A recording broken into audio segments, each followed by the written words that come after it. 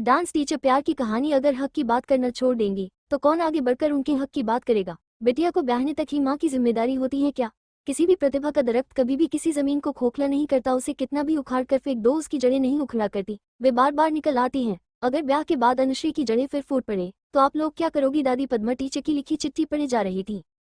अनुश्री, क्या गजब डांस करती हो तुम। इतना ग्रेसफुल डांस मैंने आज तक किसी का भी नहीं देखा। सबकी आंखों को बांध लेती हो तुम। कहाँ से सीखा इतना प्यारा डांस। मैं तनु की बात सुनकर मुस्कुराते हुए पद्मा टीचर के बारे में सोचने लगी। वही तो थी जिन्होंने मेरी नन्ही सी उस प्रतिभा को समझा था। उन्होंने मेरी माँ के पास जाकर खुद बात की थी। बहन जी, अनुश्री की थिरकन में नटराज की विशेष कृपा है।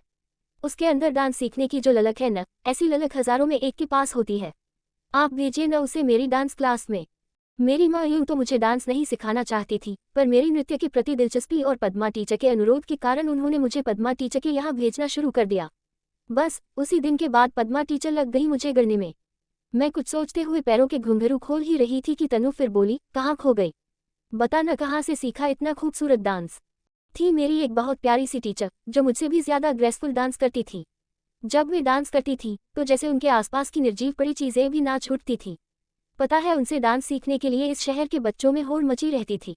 बच्चे अच्छी खासी फीस देकर भी उनके पास आते थे। मैं उनकी फेवरेट स्टूडेंट थी, फिर भी मैंने उनकी क्लास बीच में ही छोड़ दी। क्यों? तनु के इस क्यों का मेरे पास लंबा जवाब था। क्योंकि वे शादीशुदा नहीं थी, इसलिए माँ ने मुझे उनके पास आगे नहीं जाने दिया। वे एक खुले विचारों वाली निडर महिला थी। नृत्य उनके लिए पूजा था। उनकी बातें अत्याधुनिक थी, इसलिए माँ और माँ जैसी अन्य महिलाओं के मन में ये भय था कि कहीं नृत्य के बहाने वे अपने विचारों को भी हमारे अंदर न रोक दें। बस इसलिए मैं उनसे लंबे समय तक डांस नहीं सीख पाई। वाह, जब थोड़े समय में उन्होंने तुम्हें इतना अच्छा सिखा दिया तो तुम अगर उनसे पूरा डांस का प्रशिक्षण ले लेती तो न जाने क्या करती। तनु की बात पर मैं ठहर कर कुछ सोचती हुई बोली, खैर छोड़ो, घर चलते हैं। आज कुणाल अपने पेरेंट्स के साथ घर आ रहा है।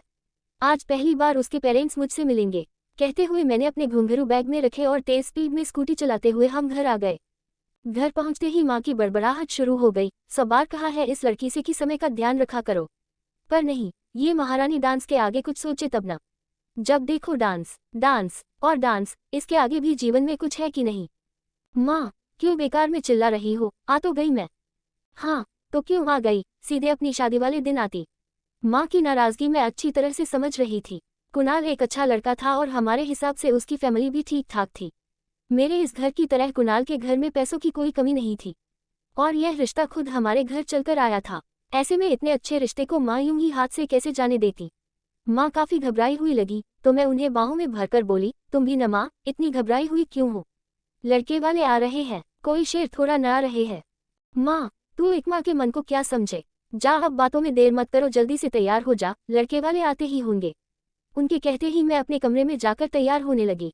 कुछ ही देर में कुणाल और उसके घर वाले आ गए। दो बड़ी सी टेबल को जोड़कर कम से कम माँ ने 12-13 तरह का नाश्ता लगाया। कुछ औपचारिक बातचीत के बाद मुझे बुलाया गया। कुणाल तो मुझे पहले से ही जानता था। हम दोनों ने एक ही कॉलेज से इंजीनियरिंग की थी। वही एक कॉलेज के डांस परफॉर्मेंस के दौरान उसका मुझ पर दिल आ गया था। पर उसके माता पिता मुझसे और मेरी माँ से आज पहली बार मिलने आए थे। देखिए बहन जी, लड़के को लड़की पसंद है तो हमें कोई आपत्ति नहीं। बस आप तो पंडित जी से बात करके आने वाले सबसे पहले लग्न में दोनों की शादी का मुहूर्त निकलवा लीजिए। अब तो दोनों का झट मंगनी पर ब्याह हो ही जाना चाहिए। कुणाल की माँ की कही ये बात सुनकर मेरी माँ खुशी से झूम उठी। पापा के जाने के बाद माँ के कंधों पर ही तो मेरी और दादी की सारी जिम्मेदारियां थीं। लंबे समय तक हमने आर्थिक तंगी झेली थी। मेरी डांस क्लास शुरू होने के बाद माँ को बहुत सहारा मिला था। लेकिन बेटी कब तक घर में रहेगी, एक न एक दिन तो उसके हाथ पीले करने ही होंगे। यही सोचकर माँ इस घर आए अच्छे रिश्ते को लेकर उत्साहित थी। माँ सबका मुंह मीठा करवाने लगी तो कुणाल की माँ की नज़र दीवार पर लगी मेरी नृत्य मुद्रा में खींची गई फोटो पर गई। उस ओर देखती हुई वे बोली, चलो अच्छा है, शादी के बाद तुम्हें दूसरों को डांस सिखाते हुए अपने पैर नहीं तोड़ने पड़ेंगे। उनकी इस बात पर मैं आश्चर्य से बोली, मतलब आंटी? अरे बेटी, हमारा बेटा अच्छा कमाता है तो फिर तुझे डांस सिखाने की क्या जरूरत। बढ़िया सेठानी बनकर ठाठ से रहना। तभी कुणाल के पिताजी उनकी बात का समर्थन करते हुए बोले, सही बात कह रही हो कुणाल की माँ, हमारी बहू डांस वांस सिखाने जैसे काम करे इसकी जरूरत नहीं है हमें। उन लोगों की मानसिकता देखकर मैं हैरान रह गई। कुणाल भी बिल्कुल मौन बैठा हुआ सिर्फ मुस्कुरा रहा था। मेरी जिस प्रतिभा का कायल होकर कुणाल ने मुझे चुना था, वे सब मिलकर मेरी उसी प्रतिभा का निरादर कर रहे थे। और आश्चर्य की बात तो ये थी कि मेरी माँ भी उनकी इन बातों पर हामी भर रही थी। कुणाल, तुम मुझसे शादी करो या न करो, मैं अपनी डांस क्लास नहीं छोड़ सकती। मैंने सीधा सपाट उत्तर दिया तो सभी मेरी ओर आश्चर्य से देखने लगे। तभी कुणाल की माँ बोली, अरे भाई, काम करने का इतना ही शौक है तो जॉब कर लेना। तुमने भी तो कुणाल के साथ इंजीनियरिंग की। वैसे जरूरत तो उसकी भी नहीं, पर तुम्हारा मन है तो कोई प्रतिष्ठित सी नौकरी कर सकती हो, पर ये डांस वांस नहीं। क्या है न, समाज में हमारी अच्छी प्रतिष्ठा है। ऐसे में किसी को ये पता चला कि तिवारी परिवार की बहू डांस क्लास चलाती है तो अच्छा नहीं लगेगा। उनकी इस बात पर मैं बिना कुछ बोले सीधे वहां से उठकर चली गई। मेरे पीछे पीछे कुणाल आया और बोला, यार जॉब करना है तो करो ना, पर अगर माँ पापा को तुम्हारा डांस सिखाना पसंद नहीं है तो मत सिखाना। विश्वास। कुणाल, मैं डांस सिर्फ पैसों के लिए नहीं सिखाती, यह मेरा शौक है। डांस मेरी आत्मा है, मैं डांस नहीं छोड़ सकती। मैंने अपना अंतिम निर्णय सुनाया तो कुणाल और उसकी फैमिली वहां से चली गई। माँ बहुत दिनों तक नाराज रही। घर में लंबे समय तक मौन पसरा रहा। एक दिन माँ ने गुस्से में आकर मेरे घुंघरू बगीचे के पीछे फेंक दिए।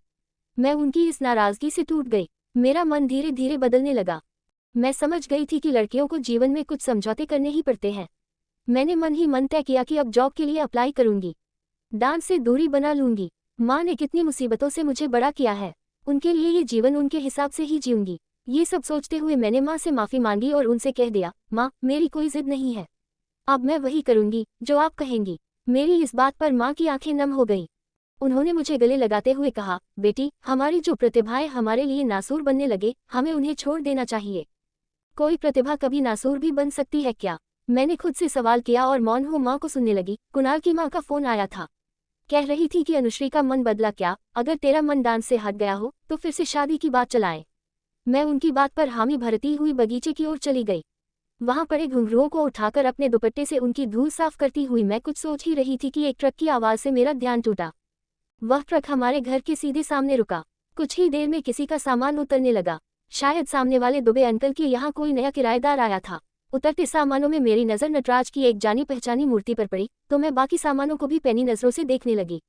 तबला, हारमोनियम और म्यूजिक सिस्टम देखकर मुझे बहुत कुछ याद आ ही रहा था कि एक वर्षों पुरानी जानी पहचानी आवाज सुनाई दी, आराम से रखना भाई, सब सालों पुराना कीमती सामान है मेरा।